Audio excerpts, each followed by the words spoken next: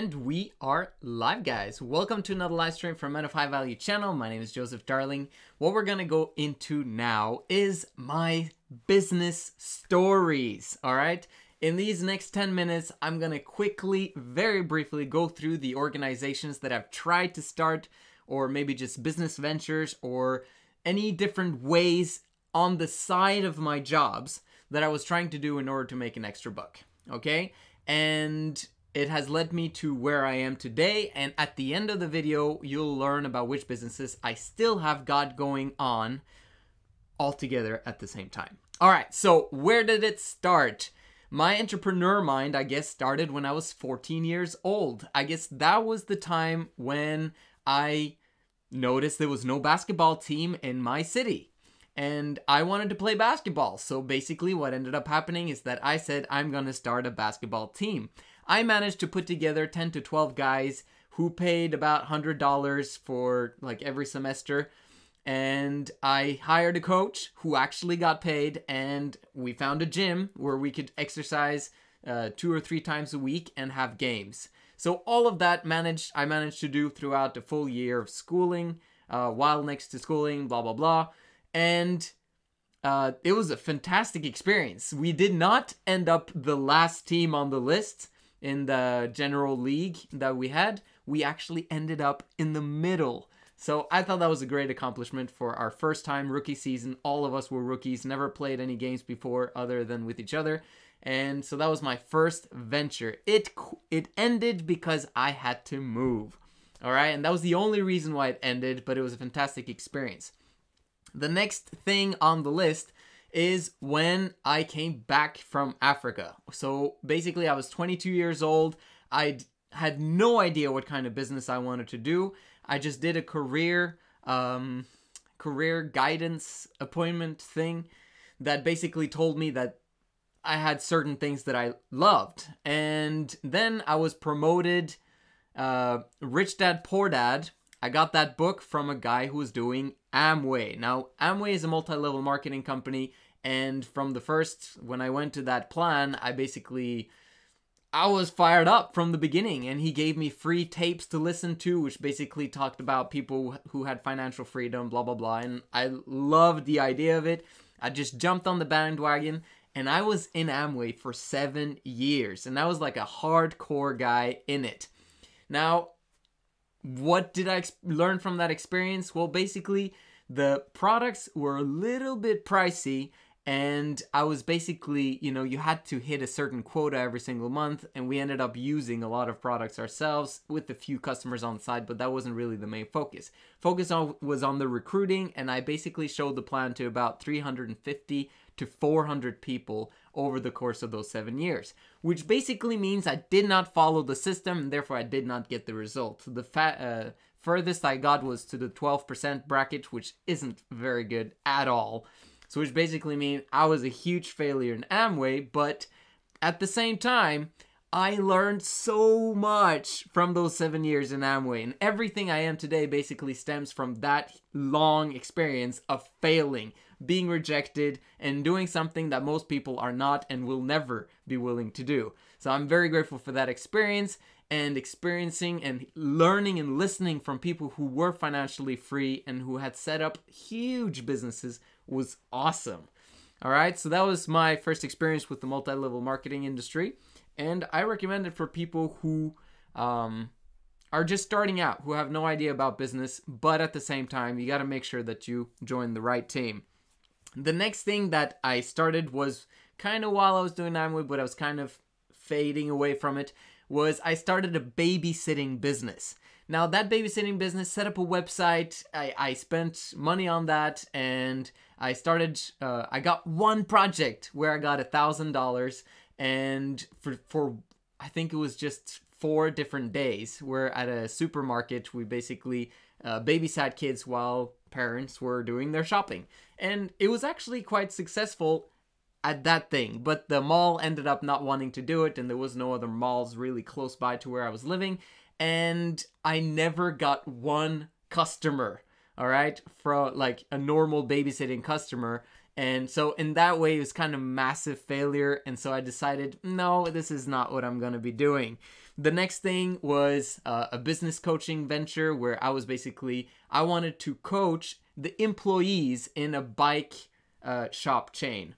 And I wanted to help them to double their effectiveness and fix out their personal lives in order for them to become more effective at work. And I started coaching for payment the son of the owner of the whole bike shop chain, and he loved the coaching and wanted to integrate it in his system and in the shops. And we started the whole process, and I was doing that for a few months and got some money out of it, but we didn't manage to basically show the vision to his father and to his brother, so it ended up not happening, and they basically put down the project. And that's kind of where I stopped with my business coaching, but I will come back to that one again. The next thing was another multi-level marketing company. I had done the same thing for years because I didn't want to change. I was going to do that for a long time, and then I started It Works, which is basically what's it called? Those pads that you put on in order to kind of tighten and tone the skin. They worked magnificently on my wife, and she loved them. But to be honest with you, it didn't work every single time on every single customer that I had. And that annoyed me. Like, I just want at least 80%, 90% of the time, the product needs to work. But for me, it was like maybe 50, 60% where they found out that the product worked for them. And then, you know, it might be because that they didn't know how to put it on and all that stuff. But at the same time, I also did not want to create a massive business with a bunch of women. No offense in that sense, but I want to lead guys. I want to lead a massive army of men who basically want to unburden women. And so that's kind of my mission and goal in life. And so that didn't really fit into it.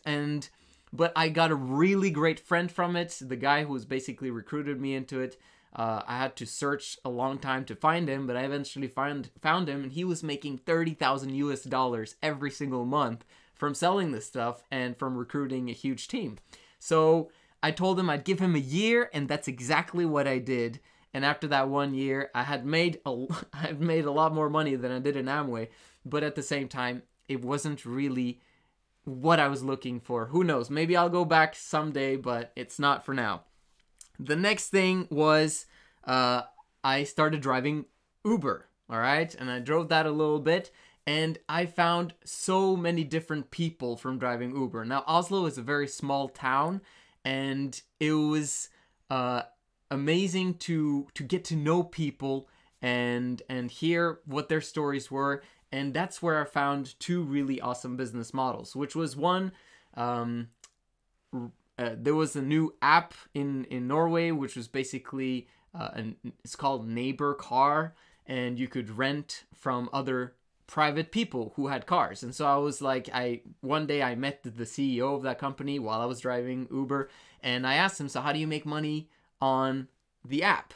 And he was like, immediately vans, moving vans. And I was like, interesting. All right. So I basically just bought my first one in the summer of 2016, and it was working really well. I had $2,000 US dollars coming into my account from renting out that car, which is pretty good. So I was like, all right, let's buy 6. And so I just went all the way in order to buy the amount of cars that I could. And I bought them all completely fully financed, and it was producing some really good cash flow. And around that same time, I also rented an apartment in order to rent it out on Airbnb. So subletting, renting and then renting it out further. And I basically went in minus on that first apartment, but then I learned how to do it. So I got a second apartment and got rid of the first one because I wasn't making any money. The second one I started making money, and then I got a third one. So I had 2 at the same time, pretty much all the time. And then I got rid of the second one, but the third one has produced basically in cash flow to me about $2,000 US dollars in passive income every single month since I had that apartment. So that project I still have got going on. The renting out of the cars, and not so much anymore, because within, I guess, 2 years, it was a year and a half, that business decreased 60 to 70%. All right, you can imagine I was #1 on the renting out moving vans on that app for a long time. And then basically you can imagine hundreds of people seeing how I was doing that business, seeing how profitable it seemed. And then they started jumping on the bandwagon and I basically lost out to competition. So I had like, my business decreased like 60 to 70% pretty much overnight in late 2017. And so at that time I was like, oh my gosh, I need to do something because these cars are just standing still, not making any money, and actually now becoming liabilities and taking money out of my pocket. So I was like, okay, well, let's start a transportation business. And that's what I started in early 2018. And it actually became quite successful a little bit in the spring, but it wasn't making a lot of money. It made enough money. Anyway, so, and then I moved on, like started getting deals with DHL, with several other companies in Norway, Oslo, and it was producing some income, but I was not successful in finding the right drivers. That was the hardest thing, to find good people to drive my cars. And then they would crash them, and then there was a lot of issues back and forth, like, oh my goodness. Anyway, the summer came and I lost some contracts, and then I started over. I got a business partner, which was fantastic to work with. And we had 6 months of basically pushing the business, creating revenue, and we came up to about $20,000 per month in revenue, which was pretty good, but it basically only paid for the guys driving and it only paid for the cars. And it wasn't enough to kind of create a lot of momentum in the transportation business. Now, if we just had doubled the revenues, amazing things would have happened. And it still possibly can, all right? But we're not there yet. And then we come to my YouTube channel, which I started in spring 2018, which was around May. Started about relationships, and then I was kind of shifted to self-mastery. And now I'm going to make it into a more kind of vloggy thing, explaining about, like, my life is actually really exciting. Like, I'm very different from most people. Some people say I have radical views, but those things, man, if people just understood and knew what I knew, then they would be fired up outside their minds about their lives, about their personal lives, because what they can do with the principles and the things that I can teach them is amazing, all right? Because, like, there's several guys that I've coached throughout these last 2 years that are just like, man, you've changed my life. All right, so that's something I'm excited about. So what have I kept? I have kept the Airbnb apartment, passive income every single month. Absolute beautiful. All right. The second thing I've kept is I have the cars still. I've gotten rid of a few of them, and in some ways it hasn't produced enough, and it's kind of been in minus lately. But the high value transport business, if I just get rid of the cars, then the transport business would actually become massively profitable very quickly if I just keep doing what I'm doing in terms of sales and marketing. So I've kept that, the transport, I've kept the Airbnb, and now I'm going full on with YouTube. Like, I can't wait to get 100,000 subscribers, 1 million subscribers, 10 million subscribers. This is something that I know I'm going to keep on doing for years and years and years, and you'll be able to follow my journey as I do so. So it's been a bit long video, but I hope that you got something out of it. The key principles that you can bring from this, from these 10 successes, failures. I guess I've had 7 failures, complete failures, and 2 or 3 really successful ventures, is basically that 90% of what you do will amount to nothing, will be complete failures, and you'd wish it never happened, all right? But those same failures is what made you successful up here. It taught you everything that you needed to know in order to make the 10% work. And those 10% make you rich, all right? It's so sad that people don't start earlier with their entrepreneurial mindsets and just start anything, just start ventures. And then eventually you'll find out the businesses that you're passionate about. And when you find that business or those 3 businesses, then stick to them. All right, never have any more than 3 projects going on. I would recommend if you can manage to just have one, that would be fantastic, amazing, gung-ho, full on about it. But, you know, I have a wife and 3 kids, so I have to provide for them. I have to find quick money sometimes, and that's why I have several businesses. So anyway, hope you got something out of it. Subscribe and like if you did get anything out of it. And I will see you again tomorrow.